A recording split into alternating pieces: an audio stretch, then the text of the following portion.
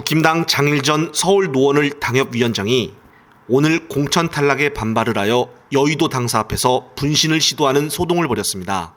언론 보도에 따르면 장 전 위원장은 이날 오후 당사 앞에서 신호로 추정되는 액체를 몸에 뿌린 뒤 15분가량 경찰과 대치하던 중 자신의 몸에 불을 붙였습니다.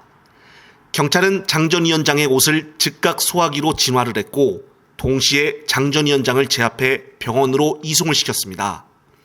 장 전 위원장은 말하길 국힘당이 그동안 깨끗한 공천을 한다고 믿고 있었는데 막판에 난장판 공천을 했다고 주장하면서 노원갑 공천을 보며 더는 피해자가 늘면 안 되겠다는 생각으로 당사에 왔다고 말했습니다. 국힘당은 이날 노원갑 3자 경선 방침을 발표했는데 노원갑 공천을 신청했던 장 전 위원장은 이날 공천 명단에 포함되지가 않았습니다. 정말 장 전 위원장이 말한 것처럼 국힘당의 아사리판 공천이 전 국민을 통해 알려져야 하는데 이놈의 언론들은 이런 큰 사건에 대해서 일체 보도를 하지 않고 있습니다. 특히나 만약 오늘 관련된 사건의 주체가 민주당 소속이었다면 언론들은 어떻게 했을까요?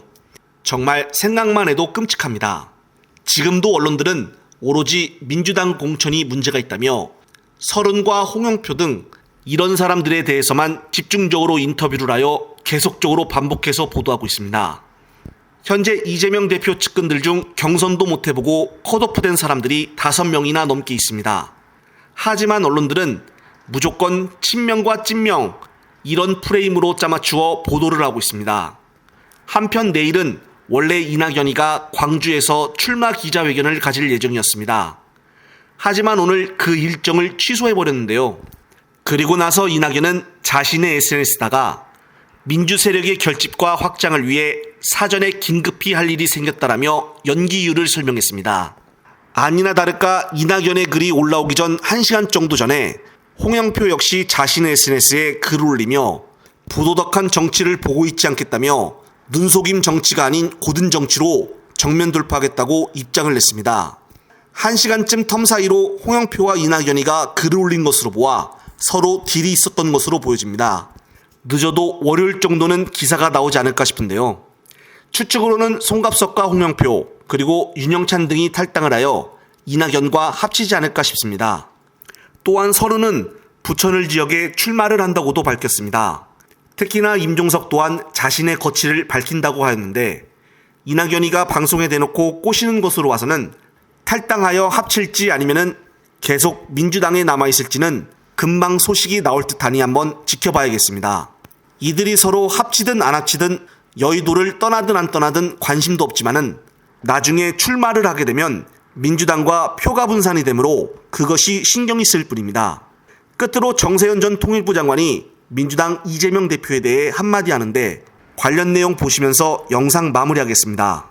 나는 이재명 그 대표를 생각하면 항상 짠한 마음이 있어요. 아, 짠한 마음. 그 사람 그 스토리 중에 네. 이게 안동에서 국민학교를 나오고 중학교 갈 형편은 못 돼서 네. 부모가 지금의 성남시 옛날에는 광주 대단지라는 데를 거예요. 맞습니다.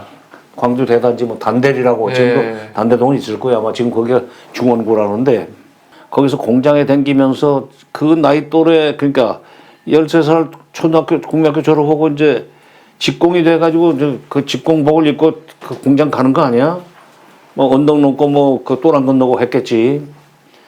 그때 본인 얘기는 나한테 나가 들으니까 자기 나이 또래의 여학생들이 교복을 입고 가면 그걸 만나면은 부끄러워가지고 숨었대요. 말하자면 저도 남학생이 돼가지고 그 중학교 다니면서 중고등학교 다니면서 교복을 입었으면 장난도 할 수도 있고 말도 걸고 연애도 할 수 있지만은 네. 말도 걸 수 없는 형편이고 연애 걸 수 있는 자격도 없으니 어떻게 숨어야지. 그러면서 자기 스스로 얼마나 참 서럽게 생각했겠어요. 그 어린 나이에. 그때 그 한참 사춘기에 그 자기 나이 때의 여자애들한테 여학생들한테 말도 걸 수 없는 그 처지에서 얼마나 속으로 울었겠는가. 네. 그것이 나중에 결국 검정고시를 통해서 이제 대학에 들어간 뒤에 죽으라고 공부를 해서 사법고시도 뭐 4학년 때인가 합격을 하게 만든 원동력이 됐겠지만은 결국 아주 좋게 풀렸죠. 좋게 풀렸지만은 그 10대 사춘기에 받았을 마음의 상처를 생각하면은 그런데도 저 사람이 저렇게 웃으면서 뭐 일을 잘하는 거 보면은 그때 그 가슴 아팠던 것을 저 사람은 저렇게 승화를 시켰구나. 이겨냈구나. 그러니까 지금 뭐 네. 압수수색을 이렇게 뭐 몇 번? 300 몇 번? 400번? 네, 뭐. 그렇게 당하면서도 굴하지 않고 버틸 수 있는 것은 그 어려운 시기를 살면서 그 길러진 일종의 그 힘이라고 봐요.